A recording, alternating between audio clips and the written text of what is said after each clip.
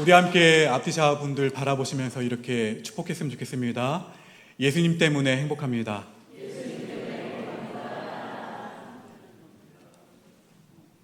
정말 예수님 때문에 행복하십니까? 오늘은 종료주일입니다. 호산나, 그 왕으로 오시는 그분께 호산나 환호하며 그렇게 주님을 영광스럽게 맞이했던 그 군중들의 소리가 어떻게 바뀌실지 아셨던 그 주님이 나와 저와 여러분을 위해서 오늘 종료주일 예루살렘으로 입성하시면서 어떠한 마음이 드셨을까요? 십자가 고난을 알고 계셨잖아요. 그 길을 아셨어요. 그럼에도 불구하고 그 환호성에 응답하시면서 반응하시면서 묵묵히 그 길을 걸어가셨던 그 주님, 그 주님을 오늘 묵상하실 때에, 그리고 이번 한 주간 주님께서 우리에게 보여주신 십자가의 길을 묵상하실 때에 하나님을 깊이 만나는 그 주님의 마음이 여러분에게 전달되는 오늘 예배와 그리고 고난주간 특별 새벽 기도회와 성금요 예배가 되기를, 그래서 고난에서 어디로요? 부활의 영광으로 나아갈 수 있는 저와 여러분 모두가 되기를 주의 이름으로 축원합니다. 우리는 살아가면서 부당함을 경험할 때가 있나요, 없나요? 있어요. 그 부당함이 도를 좀 지나쳐서 나에게 모욕감을 줄 때가 있습니다. 그 모욕감을 주었을 때 사실 이 모욕감을 주었다는 것은 내가 깔봄을 당했다는 말과 같아요. 무시를 넘어서서 멸시를 당했다는 말과 같죠. 우리가 모욕을 당했다고 느낄 때에는 사실 내가 무엇인가 잘못한 것이 없다라고 느꼈을 때예요. 그렇죠? 내가 그러한 대접을 받을 만한 이유가 없는데, 전혀 없는데도 그러한 대우를 받게 된다면 도저히 참을 수가 있나요, 없나요? 저만 없나요? 그래서 무엇인가 어떻게 합니까? 항의를 하게 되죠. 음식점을 하고 계신 분들이 계시지만 음식점에 와가지고 어느 음식점에 가가지고 그냥 컴플레인을 그냥 무조건 하는 거예요. 별것도 아닌데. 그럼 어떻게 해요? 나는 분명 잘해줬는데, 내가 뭔가 실수한 게 없는데, 손님의 입장에서는 계속 컴플레인을 해요. 항의를 한다거나 저항을 하게 됩니다. 더 심하게 말하자면 그 모멸감과 모욕감을 받는 사람 입장에서는 그것이 무엇이 된다면 트라우마가 돼요. 트라우마가 되어서 심리적인 문제의 원인이 되기도 합니다. 여러분은 이러한 경험을 다 해보셨을 거예요. 본문 6절을 보면 이렇게 기록하고 있어요. 한번 천천히 한번 읽어보실까요? 시작.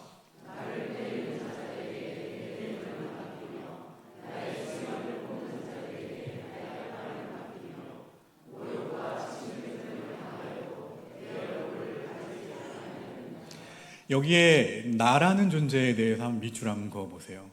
성경책을 갖고 계시면 나, 내라는 부분에 한번 밑줄을 그어보시면 여기서 나가 누구인데 이러한 치욕을 감당하겠다고 고백하고 있는 것일까요? 여기서 등장하고 있는 나라는 존재가 얼마나 큰 잘못을 했길래 때리고 침을 뱉고 수염을 뽑는 사람들이 주는 그 수모를 그대로 당하겠다고 고백하고 있는 것일까요?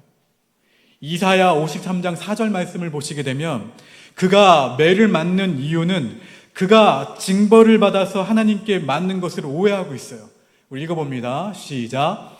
그는 실로 우리의 질고를 지고 우리의 슬픔을 당하였거늘 우리는 생각하기를 그는 징벌을 받아 하나님께 맞으며 고난을 당한다 하였노라. 그렇지만 그는 아무런 죄가 없으셨어요. 죄가 없었으면서도 그 무시무시한 채찍을 감내하셨어요. 저항도 한 번도 하지 않으시고 반항도 한 번도 안 하시고 그 모진 매질을 당하셨습니다. 채찍질하는 그들에게 무엇을 맡기셨어요? 자신의 등을 맡기셨어요. 그뿐 아니라 수염이 뽑히는 수모도 당하셨어요.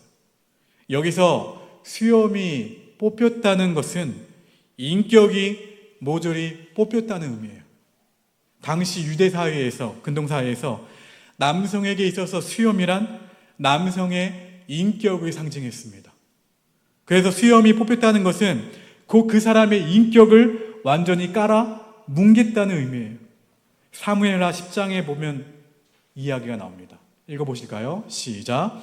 이에 하누니 다윗의 신하들을 잡아 그들의 수염 절반을 깎고 그들의 의복의 중동볼기까지 자르고 돌려보내매 암몬 왕 하눈이 그의 부친을 조문하러 온 다윗의 신하들의 수염을 어떻게 합니까? 깎아버려요. 모욕을 준 일이 나옵니다. 수염을 깎았던 일은 모욕을 주는 거예요. 인격을 뭉개는 일이에요. 느헤미야 말씀에도 나옵니다. 읽어보실까요? 시작.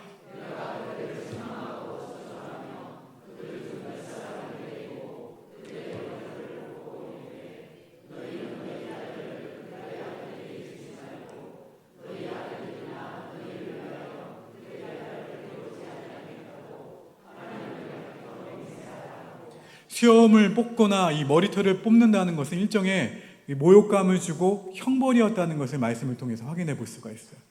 또한 침뱉음은, 그 침뱉음을 당하는 일은 수염을 뽑히는 일보다 더 드문 일인가 동시에 더 굴욕적인 일이 침뱉음을 당하는 일이었어요. 사실 고대 근동에서 얼굴에 침을 뱉는 일은 최대의 치욕과 모욕적인 일 가운데 하나였습니다. 그럼에도 불구하고 그는, 오늘 본문에 등장하는 그는 굴욕을 회피하기 위해서 얼굴을 어떻게 한다고 아세요? 가리지 않겠다고 본문에서 말합니다. 그는 도대체 누구이기에 이런 고난을 거부하지 않으시고 그대로 수용하신 것일까요? 심지어 그는 이러한 고난을 결코 피하지 않겠다고 결심하십니다. 우리 5절 말씀 읽어봅니다. 본문 5절 시작.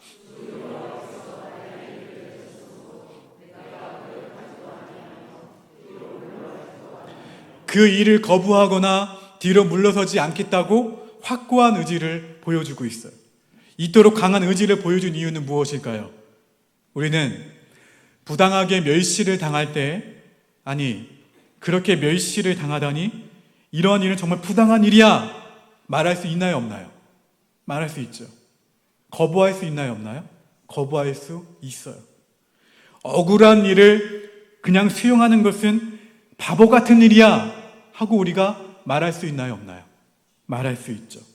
다 맞는 말이에요. 어느 누가 부당하고 모멸을 당하는 일에 그냥 참아야 한다고 생각할 수 있을까요? 근데 왜 오늘 본문에 등장하는 나는 고난을 그대로 받아들이겠다고 굳은 의지를 보여주고 있을까요? 오늘 등장하고 있는 나는 부당한 대우를 받을 만한 존재가 아니셨어요. 천박하고 잔인한 고난을 받지 않아도 되는 존재셨어요.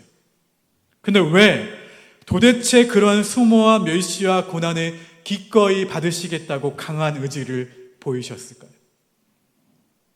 도무지 이해할 수가 없어요. 왜 종료주일에 예루살렘에 나귀를 타고 입성하셨을까요? 도무지 이해할 수가 없습니다. 오늘 본문 말씀은 우리에게 고난을 대하는 태도가 무엇인지에 대한 특별한 의미를 전하고 있는 말씀에는 틀림이 없어요. 그렇지 않다면 도무지 오늘 이 말씀을 받아들이기가 어려울 것 같아요. 이 이야기의 실마리는 먼저 본문 4절에 학자들의 혀라는 말씀에서 그 단서를 찾을 수가 있습니다.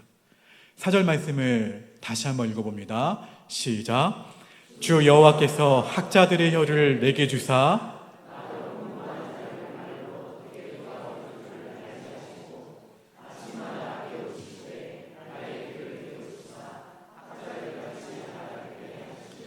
여기서 나는 주 여호와께서 학자들의 혀를 내게 주사라고 청원하고 있어요.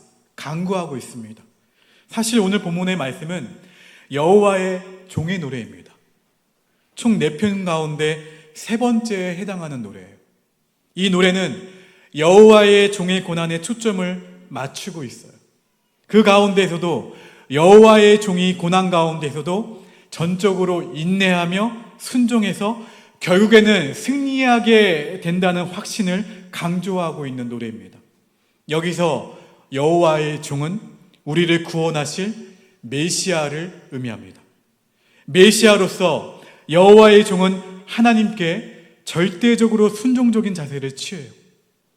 신실하게 주님의 말씀에 순종하며 하나님이 맡기신 사명을 감당하는 분이십니다. 종은 하나님께서 맡기신 구원 사역, 즉 하나님의 뜻을 성취하기 위해서 고난을 당하십니다. 죄가 없는 분이셨지만 하나님의 뜻과 하나님의 계획을 완수하시기 위해서 친히 고난을 당하셨어요. 그 종은 자신을 1인칭으로 표현하고 계신 거예요. 그러면 종은 아도나이 야훼가 되시는 만왕의 왕이시자 온 우주의 주재권을 가지신 분께서 학자의 혀를 주셨다고 오늘 본문에서 고백하고 있는 거예요. 여기서 학자의 혀는 단순한 지적인 능력이 아니에요. 마치 스승과 제자처럼 인격적인 관계가 있다는 것을 의미하는 것입니다. 이 말씀은 학자들 같이 알아듣게 하시도다. 이 말씀과 관련해서 말씀에 대한 열정을 가진 종으로 이해할 수가 있어요.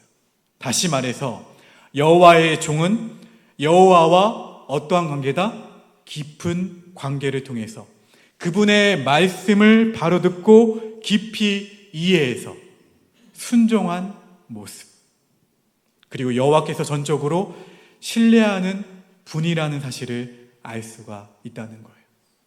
그래서 종은 공고한 상황에 처해 있는 자들을 어떻게 도와줄 줄을 알게 하셨다 고백하십니다.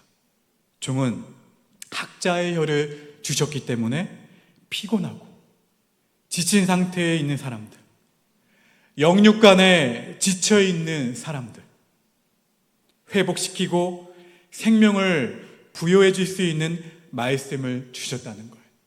이런 의미에서 메시아가 전하는 여호와의 말씀은 공고한 자들에게 생명을 불어넣어 주시는 능력의 말씀이신 것을 믿으시기를 주의 이름으로 축원합니다. 상하고 지쳐있는 자들에게는 회복하게 하시는 능력의 말씀이 돼요. 따라서 자신의 무능력함을 저는 아무것도 아닙니다. 저는 아무것도 할 수 없습니다. 전적으로 인정하는 사람들, 내 힘으로는 의에 도달하지 못한다고 인정하는 사람들, 저는 죄인입니다. 주는 그리스도시요 살아계신 하나님의 아들이시며 저는 죄인입니다. 이 세상에는 어떠한 소망도 없다고 고백하는 사람들, 전적으로 예수님만 소망이 있다고 고백하는 사람들, 전적으로 여호와만 의지하고 결단하는 자들에게는 그 말씀을 통해서 위로를 주신다는 말씀이에요. 살아가야 할 이유를 알게 하는 능력을 우리에게 경험하게 하십니다. 이러한 사역을 감당할 수 있도록 하나님은 그의 종에게 이성과 영성을 매일매일 일깨운다고 기록하고 있어요. 매일매일 주시는 하나님의 깨우침은 종의 길을 열어주셨습니다. 이 말씀은 여호와의 말씀에 순종하지 않았던 이스라엘의 모습과 대조돼요. 내가 하고 싶은 것만 순종하고 하기 싫은 것들은 순종하지 않았던 이스라엘의 모습과 대조되는 모습이에요. 여호와의 종은 여호와의 말씀을 기쁘게 듣고 순종하는 존재라는 사실을 우리에게 강조하고 있습니다. 이렇게 하나님께서 종의 길을 열어주시고 영적인 눈을 열어주셨기 때문에 하나님께서 맡겨주신 사역을 뒤로 미룰 수가 없다는 이야기예요. 그 길이 아무리 고난의 길이라 할지라도, 호산나 다윗의 자손이여 그렇게 외치는 소리 가운데 이면에 이후에 펼쳐질 그 십자가 고난의 길이 펼쳐진다 할지라도, 그 길이 아무리 어렵고 힘들더라도 포기할 수가 없으셨어요. 돌아설 수도 없으셨어요. 이것이 바로 거룩한 소명자의 길입니다. 여호와의 구원의 사역에 동참한 사역자들의 정체성이에요. 그래서 여호와의 종은 이렇게 고백합니다. 보면 6절 말씀을 다시 한번 읽습니다. 시작.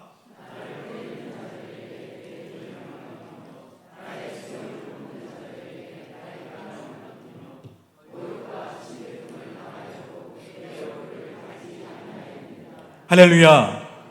여호와의 종은 이런 굴욕적인 상황 가운데서도 그 굴욕을 피하지 않겠다고 고백하고 계세요.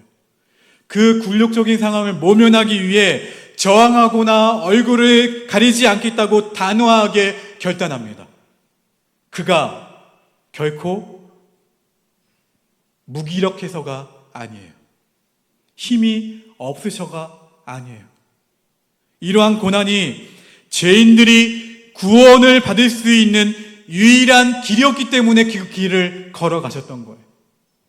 우리가 인내하고 고난을 기꺼이 감사함으로 받을 수 있는 이유는 바로 여기에 있습니다. 하나님의 구원을 이루기 위해서, 하나님 나라를 확장하기 위해서. 사랑하는 성도 여러분, 우리가 하나님의 구원 사역을 위해서 부르심을 받았다고 한번 가정해 봅시다.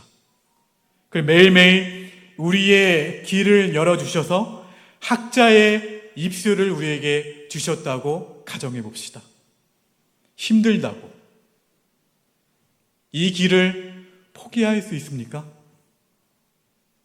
어렵다고 이 길을 주저할 수 있습니까? 매일매일 우리가 가야 할 길을 우리에게 보여주고 계시는데 그 말씀을 듣지 않고 다른 길로 갈 수 있을까요? 그 길을 외면하고 돌아설 수 있을까요? 결코 그럴 수 없습니다. 우리는 모두 하나님의 구원 사역에 동참하고 있는 누구예요? 거룩한 소명자들이에요. 우리 옆 사람에게 축복합시다. 당신은 거룩한 소명자입니다. 어떠한 분인 줄 아세요, 여러분들이요? 묵묵하게 하나님의 구원을 위해 고난을 자처하신 메시아의 길에 초대받은 우리들이에요. 그래요. 우리는 이제 메시아가 걸어가신 그 길을 걸어가야 하는 메시아의 종들입니다. 그래서 우리에게 필요한 것은 하나님을 전적으로 신뢰하고 전적으로 믿는 믿음이에요. 이 종료주일에게 우리에게 요구되는 것은 이 믿음이에요. 그 길을 네가 나와 함께 갈 수 있느냐?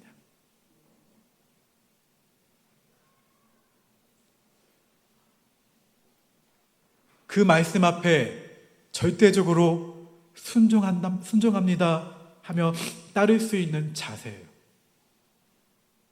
사랑하는 성도 여러분, 고난받는 종이 지금 어디에서 무엇을 하고 계신 줄 아십니까? 예수님은 지금도 여전히 고난받고 고통받는 이들을 위해서 고난받고 계세요. 상처 입은 치유자가 저와 여러분이 고백하고 있는 예수님이십니다. 마음이 무너지고 삶의 희망을 잃어버린 그 사람들을 말씀으로 가르치고 계신 분이 우리 예수님이세요. 비록 그들이 때로는 침을 뱉고 채찍으로 때리더라도 물러서지 않으시고 그들에게 더 가까이 다가가시는 분이 예수님이세요. 오른뺨을 때리면 왼쪽 뺨을 돌려대면서 그들의 저항감을 무력화시키고 계신 분이 예수 그리스도이십니다.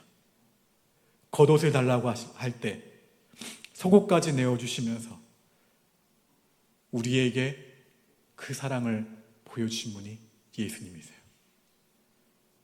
그래서 결국에는 십자가의 그 은혜, 우리 모두를 무릎을 꿇게 하신 분이 예수님이십니다. 이것이 바로 죽어줌의 방식이에요. 메시아가 고난을 받기 위해서 오늘 종료주일 그 길을 걸어가셔야만 했던 이유입니다. 그래서 종은 이렇게 노래합니다. 우리 본문 7절 말씀을 한 목소리로 크게 봉독합니다. 시작.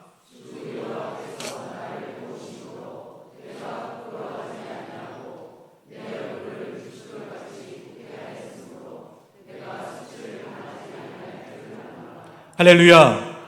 사랑하는 성도 여러분, 오늘 종료주일을 시작으로 해서 고난주간이 시작됩니다. 고난주간 특별 새벽 기도회를 여는 것은 여러분이 응답할 수 있는 방법 가운데 하나예요. 그 길을 함께 걸어가겠느냐라는 물으시는 주님의 음성 앞에 순종함으로 내일 새벽부터 함께 나오셔서 그 새벽을 깨우며 주님을 예배함으로 고난에서 부활의 영광으로 나아갈 수 있는 우리의 발걸음이 되기를 주의 이름으로 축원합니다.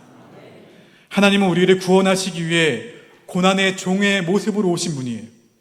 과거 메시아로 오신 그리스도는 우리를 구원하시기 위해 온갖 수모와 멸시와 천대를 받으셨습니다.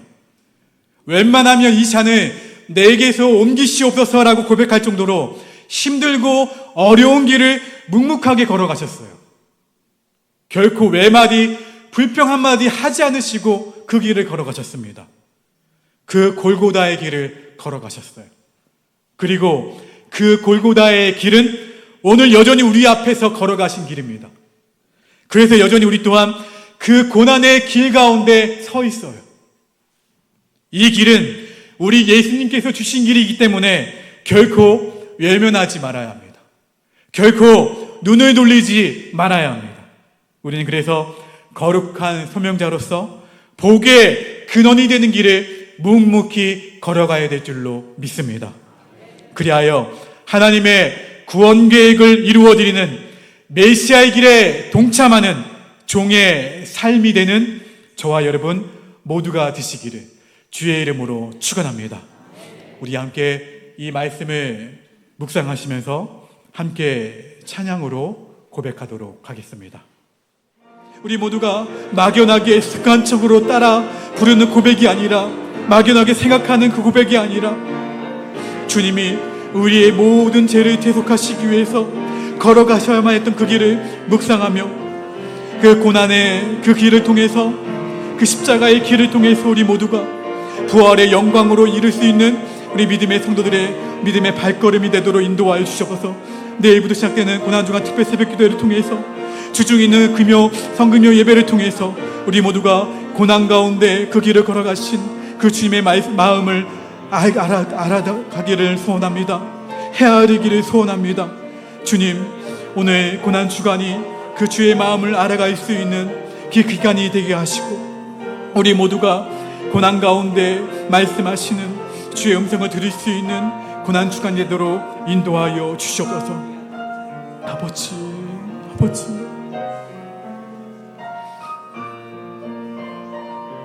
여러분의 목소리로만 최후 승리를 얻기까지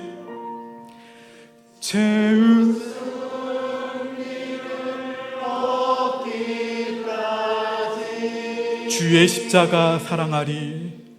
주의 십자가 사랑하리. 빛난 면류관 받기까지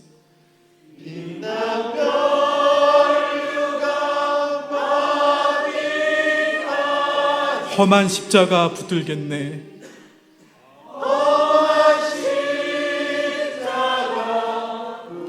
다시 한번 여러분의 목소리로만 최후 승리를 얻기까지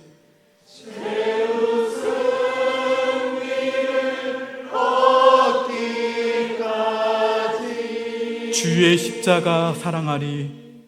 주의 십자가 사랑하리. 빛난 면류관 받기까지 빛난 면류관 받기까지 험한 십자가 붙들겠네.